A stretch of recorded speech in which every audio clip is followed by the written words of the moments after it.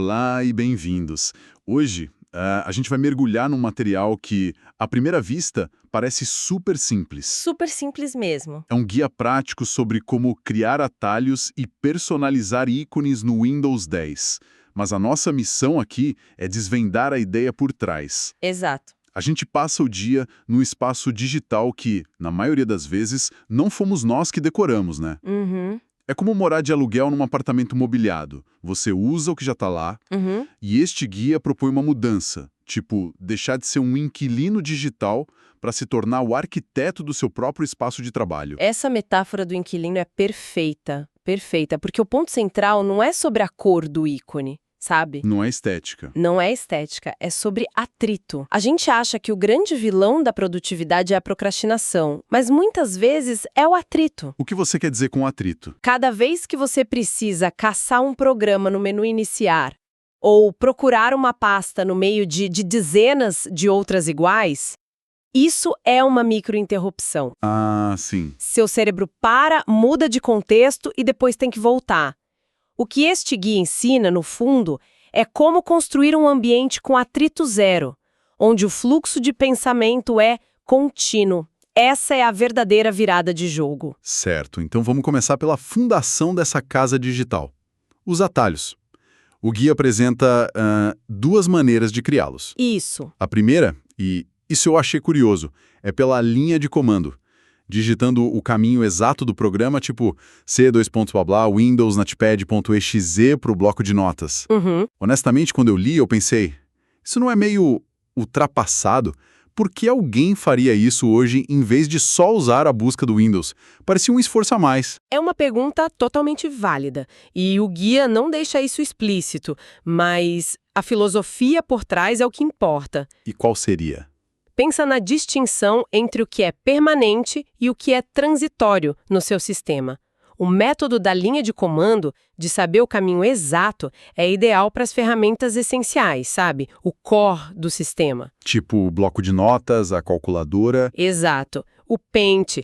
São ferramentas que raramente mudam de lugar, elas são parte da estrutura da casa.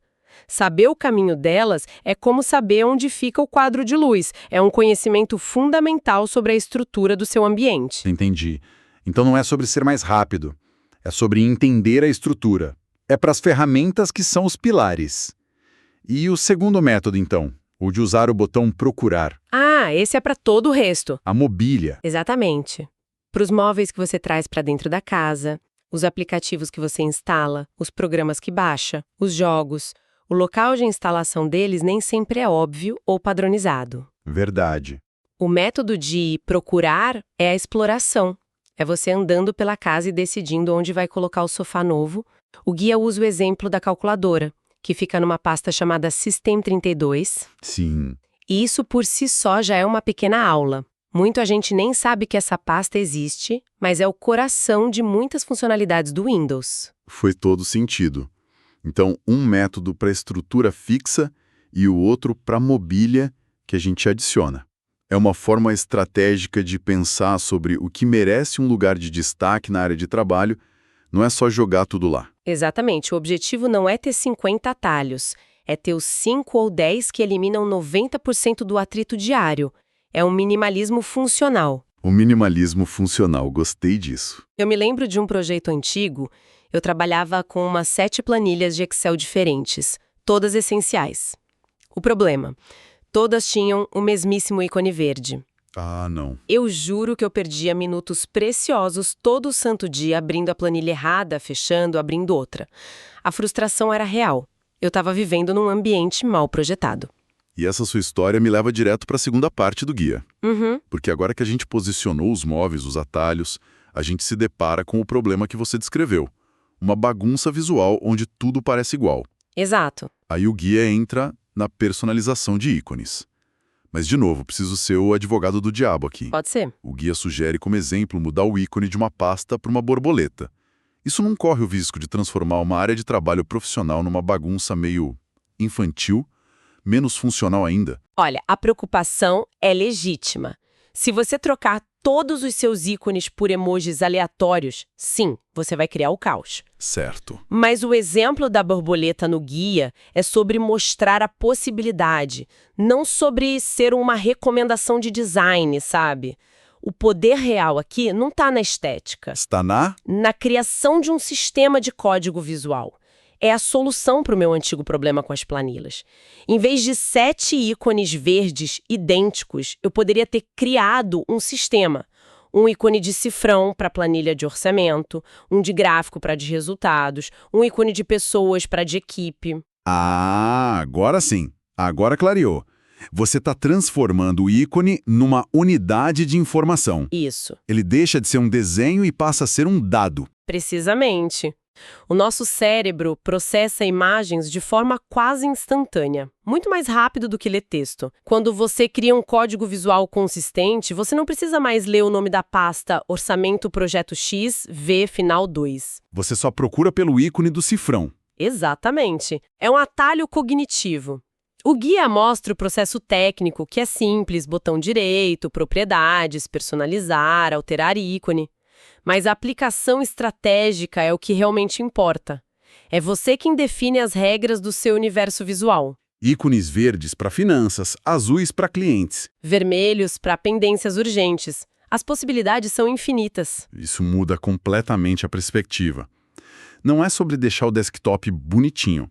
É sobre torná-lo mais eficiente num nível quase subliminar. Sim. Você economiza energia mental que gastaria decifrando o seu próprio sistema de arquivos. E essa energia economizada pode ser usada para o que realmente importa, o trabalho em si. Cada decisão que a gente remove do nosso dia, qual dessas pastas é a certa? Libera o espaço mental. É o mesmo princípio de usar a mesma roupa todo dia para não ter que decidir o que vestir. É isso! Estamos aplicando esse conceito de simplificação de decisões ao nosso ambiente de trabalho digital. Ok, a teoria é ótima, mas para realmente internalizar essa mudança de inquilino para proprietário, tem que colocar a mão na massa. Tem que praticar. E aí que entra a parte final do guia, com os exercícios práticos. Ele não só joga a informação, ele força a aplicação. E de forma muito inteligente. O primeiro exercício é criar um atalho para o Paint usando o método de procurar. Certo. O segundo, para o WordPad, usando a linha de comando. Ele te obriga a praticar as duas filosofias que a gente discutiu, a exploratória e a estrutural. Não é só ler, é fazer. É construir a memória muscular. E depois ele vai para a parte visual. Pede para criar pastas como documentos importantes e fotos, e dar a elas ícones representativos. Uhum. Isso parece ser o primeiro passo para a pessoa começar a pensar nesse sistema de código visual que você mencionou? Exato. É o pontapé inicial. Mas, para mim, o exercício mais genial é o último. Qual?